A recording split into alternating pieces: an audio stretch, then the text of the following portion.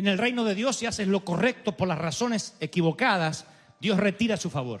Lo diré otra vez. En el reino de Dios, si haces lo correcto por las razones equivocadas, Dios quita su mano. Porque gente que haga lo correcto, Él puede conseguir, pero Él necesita alinear tus motivaciones con lo que te mandó a hacer. Allí está el deleite.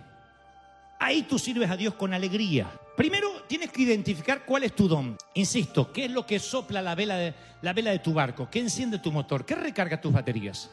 Cuando identifiques cuál es tu deseo, tu pasión, entonces busca que eso se justaponga, que se alinee como las vías de un tren. ¿Vieron cuando se paran ustedes? Se separaron alguna vez de niños, no sé, en las vías de un tren, que al final allá en el horizonte las vías se van juntando. Bueno, hay un momento donde se juntan los dones con el deseo. Dios no va a poner un don en ti que no te guste fungir, que no te guste hacer. ¿Quién dice, soy profeta a mi pesar? No, el profeta disfruta ser profeta. El maestro disfruta ser maestro. ¿Te ha tocado un maestro que no disfruta ser maestro? Yo sí. En el libro de Génesis, Dios retrocede el lienzo de su creación y admira su propia obra. Lo estaba leyendo hace unos momentos antes de comenzar el servicio, que durante la creación, Dios, cada vez que hacía algo y decía, produzcan los árboles, las semillas y el fruto, y retrocede Dios y ve que era bueno. Vio que su obra era buena, se deleitó. Puso los mares en sus cauces y dijo, y vio que era bueno. 6 veces le gustó lo que él hizo. Es la primera emoción, la primera reacción del Todopoderoso a su propia creación. Si uno dijera, ¿cuál es la primera emoción de Dios? Que aparece, por supuesto, en las Escrituras. Es el deleite, la alegría. Y vio que lo que hizo era bueno. Es la primera emoción que Dios expresa. Y la palabra hebrea que se utiliza en las Escrituras es tov, teo bealta, que significa alegría indescriptible, puro deleite, alegría. Hay una versión que dice carcajada. ¿Vio cuando algo sale tan lindo que te dice y lo celebran de lo profundo del ser? Bueno, así el Señor celebró su propia creación con alegría, con deleite. Y esa es la barra, esa emoción establece la barra, la valla, la medida de nuestra emoción, porque Él se deleita en lo que Él hace y Él no quiere nada menos para nosotros. Él quiere que nos deleitemos en su creación, que nos deleitemos unos con otros y sobre todo que nos deleitemos en Él. Y cuando uno se deleita en el Señor, uno se pone más alegre, dice voy a servir al Señor, lo hace con júbilo y el Señor se alegra de que te deleites. Ahí es cuando te concede los deseos del corazón. Y aquí el punto chato, diría el apóstol Cantinflas. Quiero hablar del deseo, quiero hablar de eso que fue prohibido por la iglesia por años. De donde yo provengo, si una prueba de fuego para saber si estabas en Dios o estabas en el diablo, una prueba de fuego para determinar si algo era pecaminoso o no, era si sentiste placer al hacerlo. Si te dio placer hacer algo, seguro que era pecado. Así nos medíamos las cosas. Hermano, ¿cómo te fue en las vacaciones? Bien, disfruté. Hay un espíritu de sospecha. ¿Y qué disfrutó? Descansar, no hacer nada. No hacer nada. ¿Llevó Biblia? No, ya estaba. No estaba en pecado, pero estaba coqueteando, digamos, con la serpiente. Todo lo que tenga que ver con deseo, con el placer, lo hemos condenado. Hemos dicho, si me gusta lo que estoy haciendo es porque seguramente no debe ser de Dios. Si Dios tendría que pasar por esa prueba que la tradición nos hizo pasar a nosotros, Dios sería el primero en fracasar, porque Él dijo que le gustó, que sintió placer en todo lo que hizo y vio que era bueno y se alegró. Así que cuando el salmista dice, a tu diestra están los placeres para siempre, no habla de los placeres ilícitos, habla el placer de lo bueno. Yo no sé cuándo empezamos a creer que Dios siempre quiere enviarnos a lugares que no queremos y siempre nos quiere hacer cosas que no queremos hacer. Yo entiendo que la cruz implica sacrificio, pero cuando te deleitas, aún la cruz se hace ligera, como dijo el Señor, ligera es mi carga, no es pesado mi yugo. Él no estaba negando la cruz, Él estaba diciendo, puedo llevar la cruz a pesar del dolor, porque el amor equilibra la balanza. El deleite de saber que te estoy dando vida eterna hace que mengue cualquier dolor. Hace que cualquier dolor se vea pequeño. Hace que la balanza se equilibre. Cuando te deleitas en el Señor, ¿qué importa que te duelan los callos y los pies cuando has servido al Señor y has visto que por tu tarea gente pasó al altar o recibió a Cristo en el corazón? ¿No vale el esfuerzo? ¿No vale el sentirse cansado? ¿No vale la pena gastarse para Dios? ¿No es lindo cuando siembra, cuando ofrenda y ve que tu ofrenda alcanza a las naciones, enciende los dormitorios de Camboya, envía misioneros a Nueva Guinea? Yo digo, es maravilloso. La gente simplemente gasta el dinero en un mall. Hay gente tan miserable que lo único que tiene es dinero para gastar. Otros son tan ricos que tienen dinero para invertir en el reino. Y eso produce un deleite, un gozo. La vida es muy corta para hacer lo que no te gusta. La vida pasa muy rápido para hacer algo de lo cual no te sientes cómodo. Y eso es porque estamos más en contacto con las expectativas de los demás que con nuestros propios deseos. La gente, esencialmente los evangélicos, no tenemos idea muchas veces de lo que queremos y sacrificamos nuestros propios deseos, nuestros propios dones en el altar de las expectativas de los demás. Mi pastor quiere que haga esto, mi líder me pidió que haga esto, a aquel le gusta que yo sea así. ¿Cuándo vas a hacer algo conforme a los circuitos cerebrales que Dios plantó en ti? Porque Dios te eligió desde el vientre de tu madre, no eligió al líder desde el vientre de tu madre, eligió tu vida desde el vientre de tu madre. Entonces tú estás bajo sujeción. Entiendo, insisto, que hay un tiempo de disciplina, pero tiene que haber un tiempo de goce, de deleite. Si te conforma la vida con lo que debes hacer, toda la vida dice tengo que, en lugar de querer, hay un momento que pierdes el contacto con la felicidad. Y no debe haber cosa peor que no ser feliz. Ahora tú dices, bueno, pero la vida es más compleja que eso. A veces me toca ser jardinero o médico porque no puedo ser ingeniero o astronauta. Bueno, convengamos que esa es una realidad. Tienes que trabajar y salir adelante. Pero mi tema es, si lo que estás haciendo lo haces por escuchar voces equivocadas. Tu mamá no va a vivir de lo que a ella le gusta que tú estudies. Y por eso le digo, papis, los hijos no son hojas en blanco para escribir, son libros para decodificar. Uno tiene que saber qué impulsa la vela, el motor de nuestros hijos. ¿Qué sopla la vela de sus pasiones? Porque eso es el deleite. ¿Están conmigo, sí o no? El que canta siente deleite de cantar. El que aconseja siente deleite de aconsejar.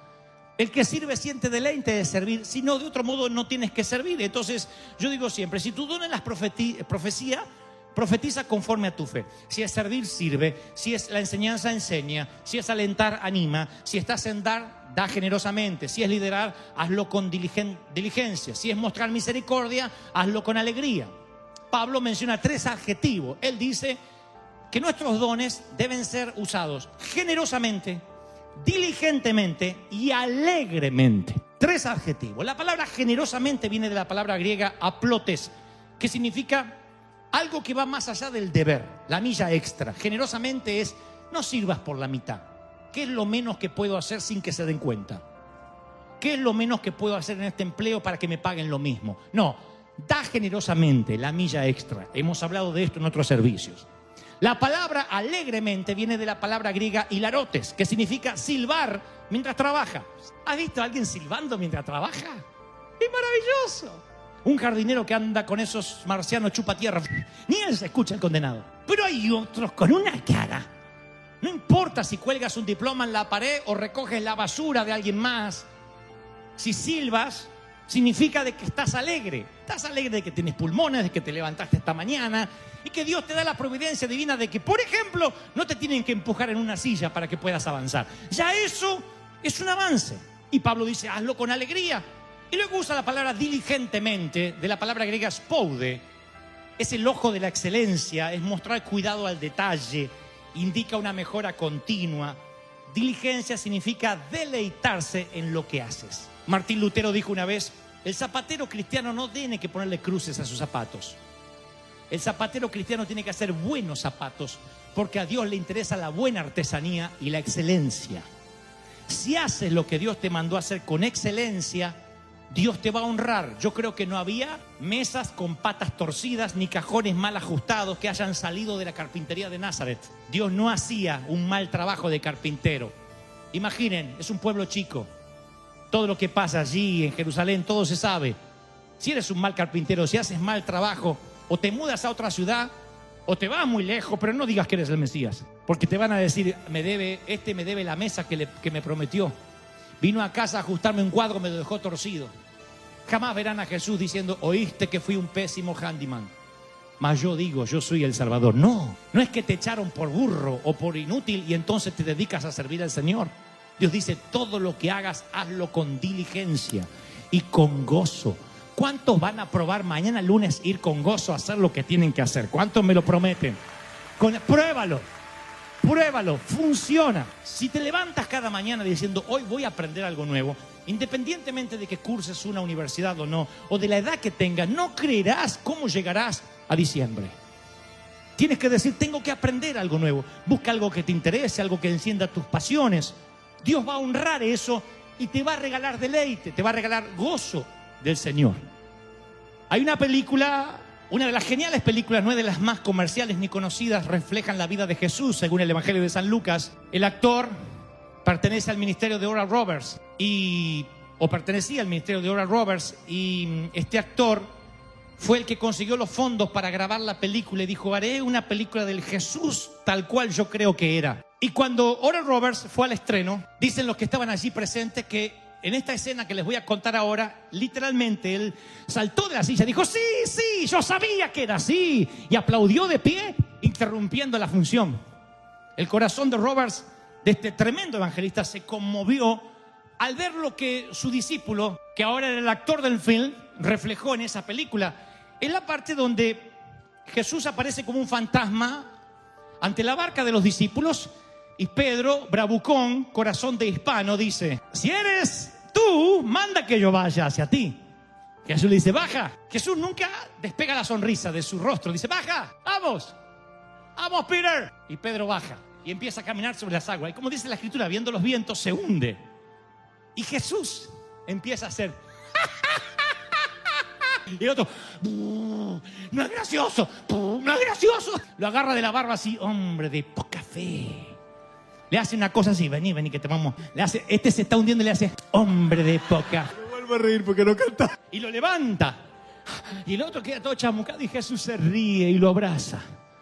Me cambió la perspectiva de ese episodio, porque la Biblia nos dice que Jesús estaba enfadado, pero hombre de poca fe, ¿cuántos hay aquí de poca fe? Y tú te vas al infierno. A mí me falta fe, te vas a hundir. Yo creo que Jesús, y luego haría bromas durante las pláticas junto al fogón. Pedro, ¿mucha agua tragaste? No es gracioso, Jesús.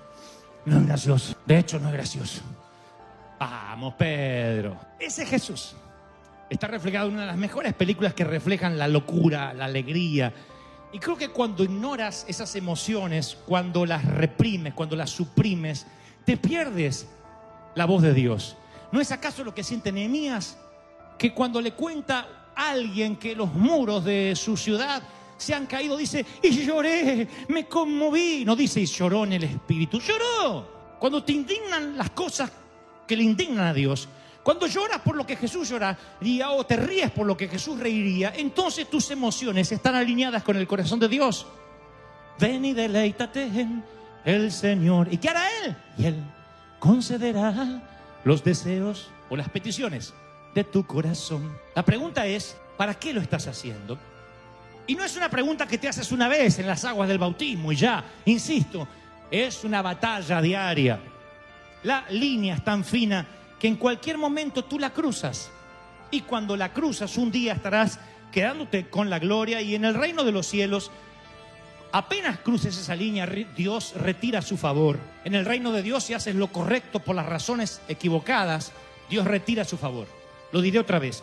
En el reino de Dios, si haces lo correcto por las razones equivocadas, Dios quita su mano. Porque gente que haga lo correcto, Él puede conseguir, pero Él necesita alinear tus motivaciones con lo que te mandó a hacer. Allí está el deleite.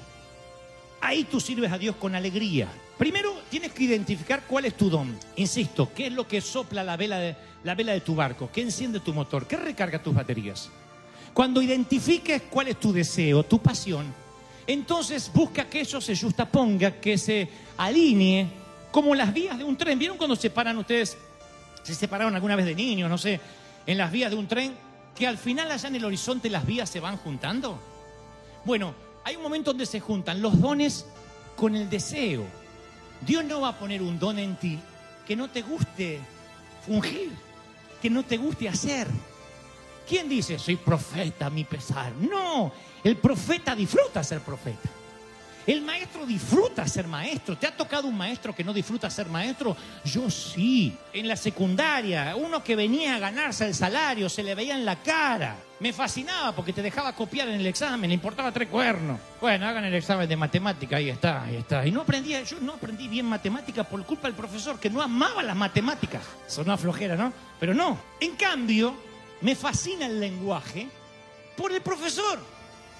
Pueden creerlo o no, pero yo recuerdo al profesor Pisucci y él amaba el lenguaje.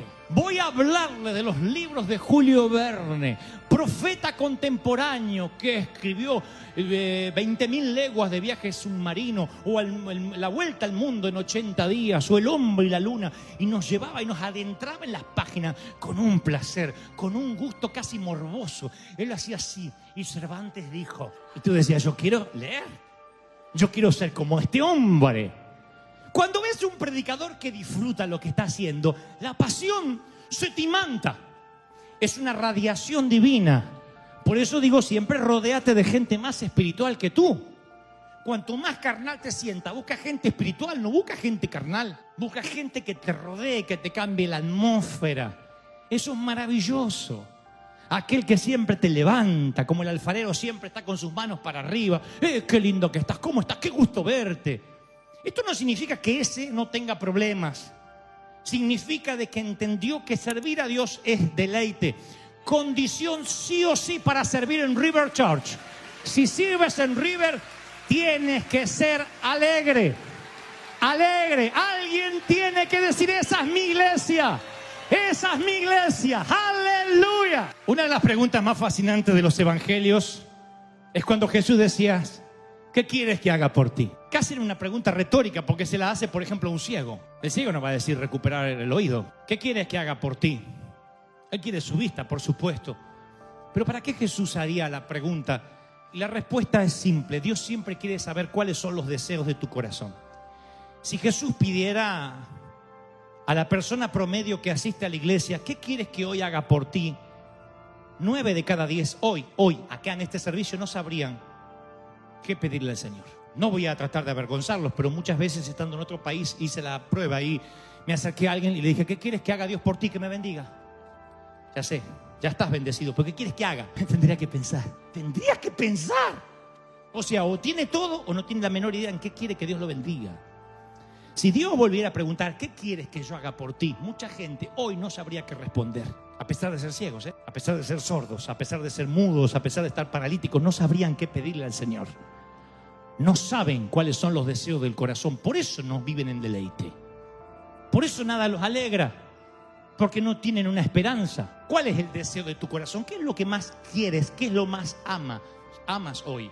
Tienes que hacer un inventario y necesitas decirle, Señor, quiero que hagas esto conmigo. Porque si no tienes idea de cuál es tu deseo, es porque has perdido el contacto con lo que realmente quieres. ¿Qué deseas? ¿Hay solteros aquí? ¿Qué deseas? Un siervo de Dios. Mirá que en la luna de miel no van a leer la Biblia, ¿eh? No, está bien, tiene que ser un siervo de Dios, pero ay, quiero un siervo de Dios, no importa lo de afuera, no, también. En el servicio pasado yo conté de un muchacho que estaba enamorado de una chica que era bastante fea, bastante asimétrica, pobrecita, pero cantaba increíblemente bien. Y los pastores trataron de disuadirlo. No importa, no te lleves por la voz. No, es que cuando canta, ay, que sierva, como ministra. Pero ella, ¿te gusta? Ay, cuando canta, él estaba enamorado. Se casó y se fueron a la noche de bodas y ella se saca el maquillaje, se desarma el peinado. Si era poco atractiva maquillada, imagínatela así, desgreñadita, natural. Se saca la ropa y cuando él la ve le dice, canta. Así que tienes que saber bien qué deseas. Que sea un siervo de Dios. Y por fuera, ¿cómo lo quieres? ¿Qué le gusta? ¿Cuáles son sus hobbies? ¿Es alto, es bajo, es chaparrón? No me digan, no me importa el exterior. Porque cómprate un perro que es fiel, no habla, no se divorcia. ¿Qué deseas? ¿Cómo sueñas tu casa? ¿Cómo la sueñas? No tiene que ser una mansión, pero ¿cómo la sueñas? costa este, costa oeste, montañas, mar, océano, ¿qué hay enfrente? Pocos vecinos, muchos vecinos, te gusta platicar mucho, te gusta la soledad. ¿Qué hay? Una cerca blanca, sin cerca, árboles, no hay árboles, el desierto, hay lagartijas. ¿Qué hay?